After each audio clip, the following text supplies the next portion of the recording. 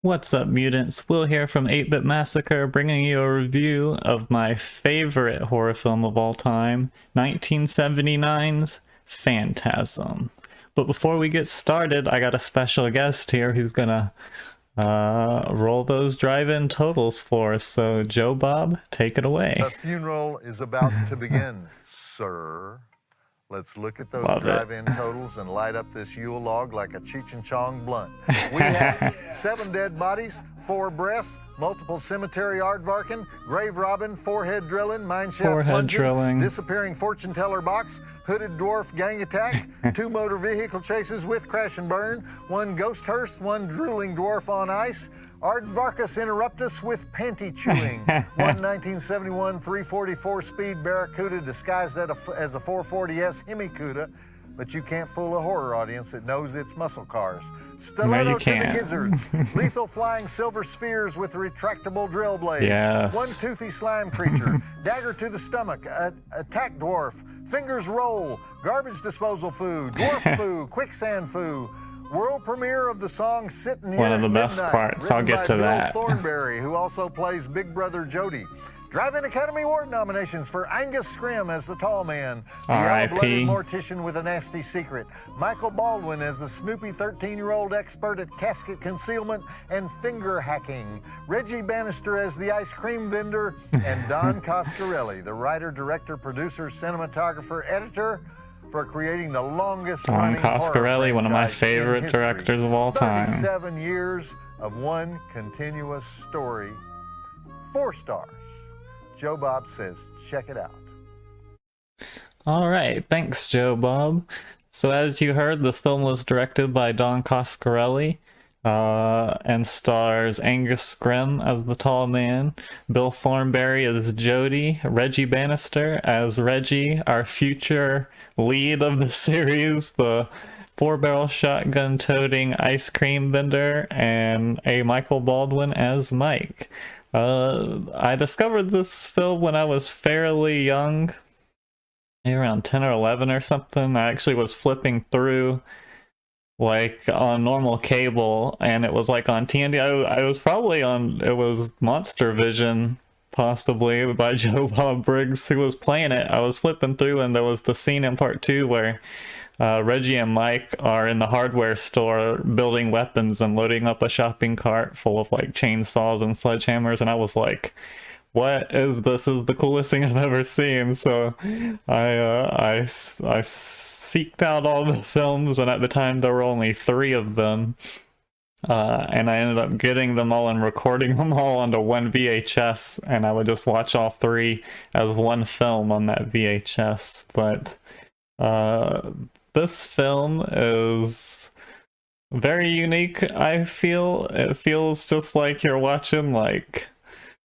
just authentic friends and like family, like the cast of the movie, like getting caught up in this fantasy horror adventure, and they're just so fun to like watch, going through all these adventures through the different movies. The sequels, the first one takes place in just a small town, which gives it its kind of authenticity and relatability, and then the sequels become road movies where the cast is, or the 2 main characters are driving around in the black Hemi-Cuda, just traveling the US, fighting the forces of darkness and demons and trying to get to the tall man. And you can definitely see that this show, Supernatural, I feel, was totally ripped off from the sequels, because it's literally the same as the sequel, where it's like 2 hunting bros and a black muscle car with a trunk full of weapons, going and fighting some demons. So the movie begins with a friend of Mike and Reggie's being killed by the tall man, and they're going to his funeral, and Mike is being taken care of by Jody because their parents just died, so Jody's back and having to take care of the adult responsibilities, and then Reggie's just the local ice cream man that's a friend of theirs.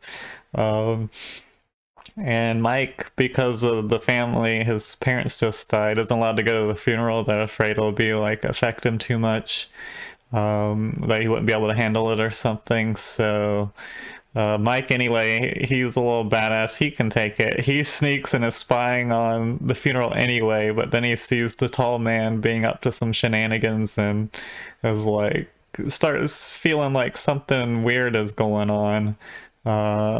And so he starts trying to prove it, basically. But we'll get to that in a second. I want to get to the musical interlude in the film. Like, there's a part, it's one of my favorite parts of any horror movie ever, where Jody is just sitting on the porch, like playing his guitar, and Reggie shows up in his ice cream truck, and they just do a little jam session for a minute. And it just also, as I said, adds to the authenticity to the film, where it just feels like this close-knit group of like friends just like hanging out and living in this small town, and it just creates a great atmosphere. I feel like it's a unique scene. There's definitely been maybe stuff like this in horrors, but it's never felt kind of like this scene does when I'm watching it, where it's just like, it feels really authentic. And I feel like those are actual musicians and friends and all that, and it really comes through. So let's check that scene out. I think y'all are gonna enjoy it. All right. Do do do.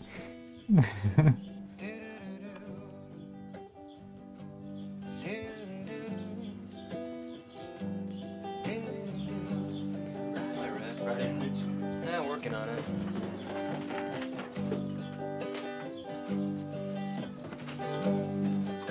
Gotta love that ice cream outfit.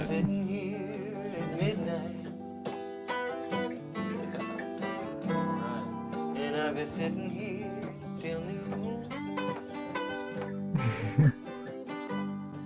You see, my lady left me lonely. Yes, she did. Baby left me blue.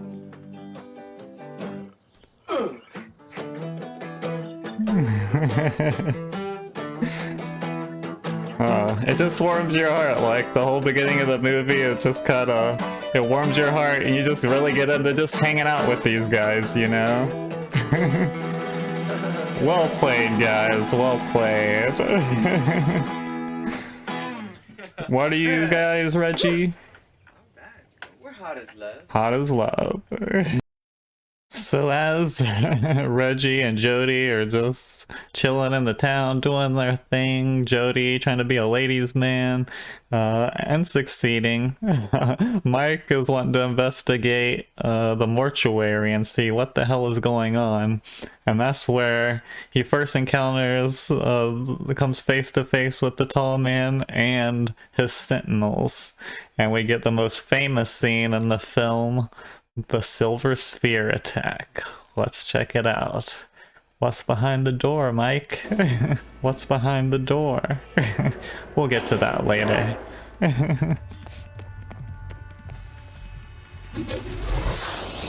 Yes. Such a cool concept. I think Cowscurley came up with it in a dream. It's a very Salvador Dali type kind of abstract villain to come up with for a series.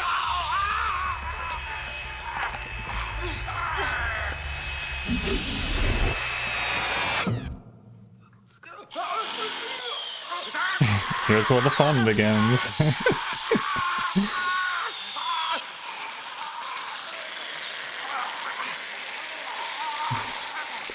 Just a blood filtration unit, you know.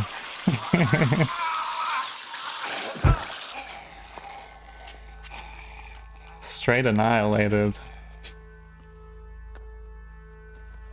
Look at Mike, he was a little badass. He ain't messing around.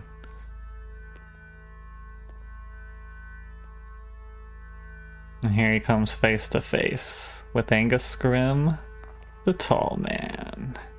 Look at that shot. Beautiful. Beautiful shot.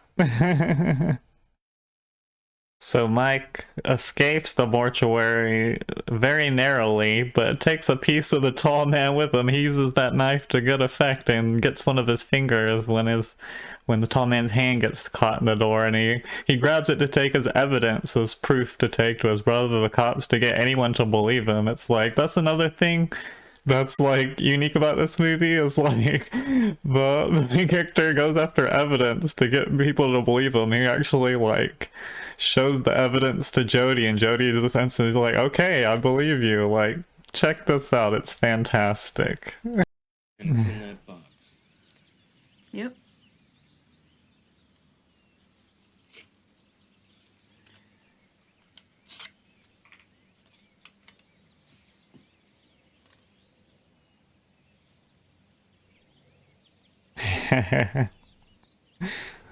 There we go. Ugh. Okay, I believe you. That's all it should take, man. Seriously. So Jody decides now to go investigate the mortuary and leaves Mike at the house by himself. Gives him an arsenal and gives him, you know, some great brotherly advice. Let's check it out. Here, you keep that. And remember, you don't aim a gun at a man unless you intend to shoot him. And you don't shoot a man unless you intend to kill him. No warning shots, man. Hey, you listening to me? No warning shots. Warning shots are bullshit. You shoot to kill, or you don't shoot at all. Now you'll be safe here. Just lock all the doors and windows. So this movie is not only like a just great cult 70s horror film, but it's also a surrealist horror film. If by the end you don't know whether it's a dream or not, and the movie uses a lot of dream logic throughout, and even sometimes there's no logic involved whatsoever.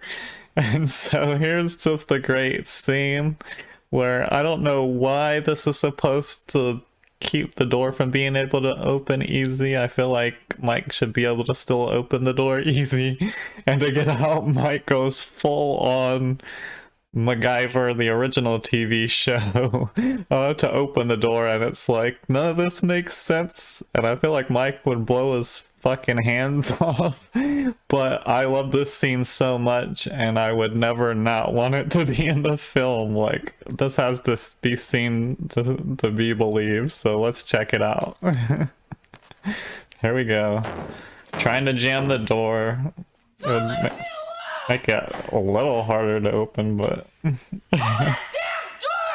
throughout the film, Mike's always trying to follow his brother everywhere, no matter, he secretly just follows behind him. So Jody's always trying to get him to stay home and stay safe, even though it's like, right now you might as well stick together. If you leave, like, the tall man will just show up and take Mike, you know, which is what's about to happen. But here we go. Mike being a little MacGyver badass once he calms down and can think straight.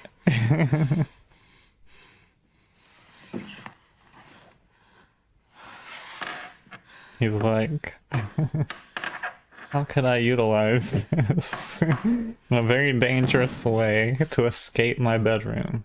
He doesn't have a window or something he could just climb out of?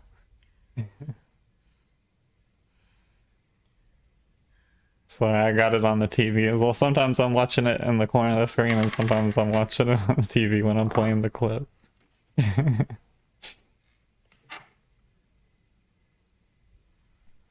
What's he gonna do? He's like, if I combine these things like Voltron, I will be a free man.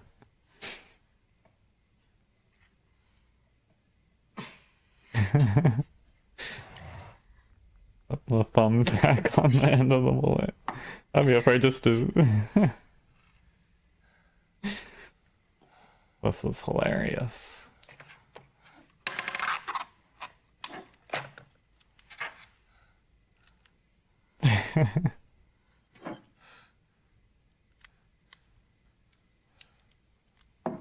Mini MacGyver. He should just use this as a weapon against the tall man, not the door. The tall man shows up, he should just hit him in the face with this thing.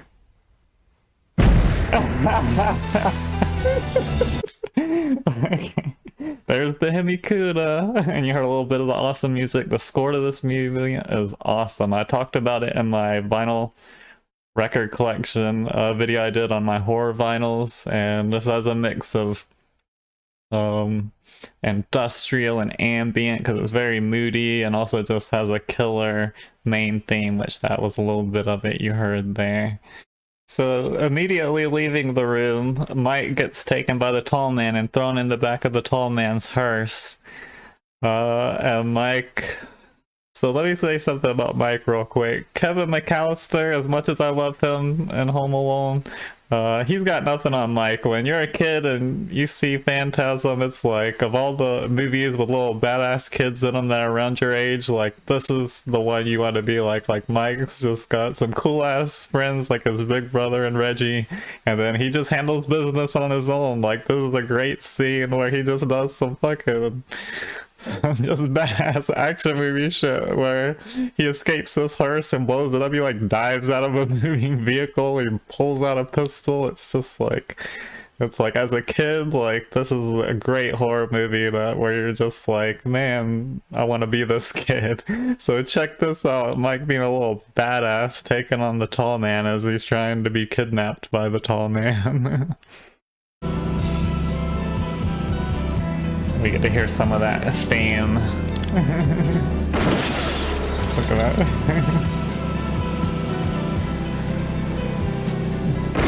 And then he shoots the tire, he shoots the back out, and he shoots the tire out. He nails it too. And then look at this shit. Superman! And he just lands gracefully like it didn't hurt at all. Boom! Look at that. Epic. Little badass Mike, you gotta love it.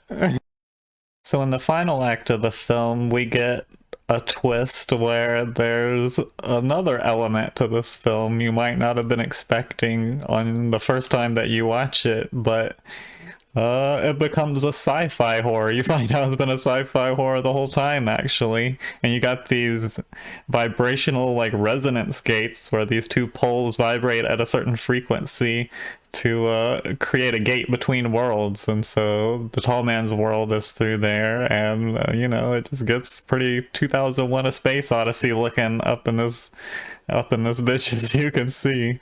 So let's take a look. We're about to get the iconic shot of the trio that you see at the top of the screen there. And you gotta love this sound design. There's our boys.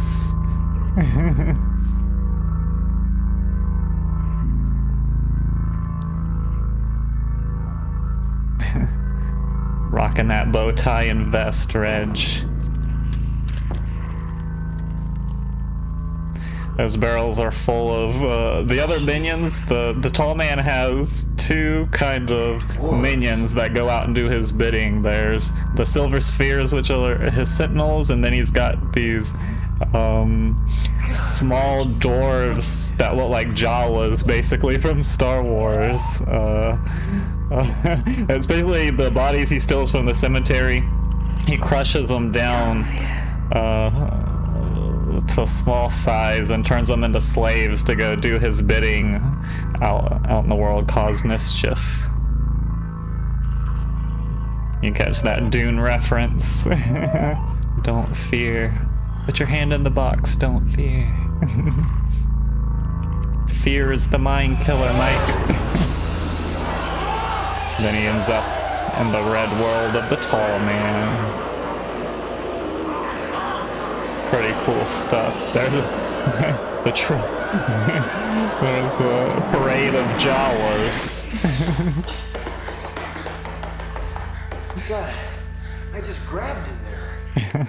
That was a good grab. Your timing was impeccable, Jody.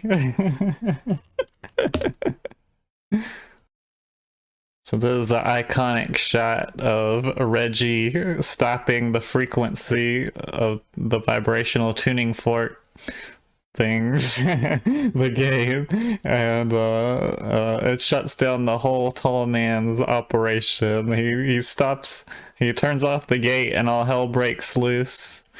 That's like Reggie dies, a bunch of stuff happens. Mike and Jody trap and contain the tall man in a mine shaft, and then the next thing you know, Reggie's alive and Jody's dead, and you don't know what's reality and what isn't. And as soon as you're thinking, oh, everything was all a dream, the tall man shows up to get his revenge. And that's kind of how the movie ends. It lives on a cliffhanger, and it leaves you questioning what was real in the movie and what isn't.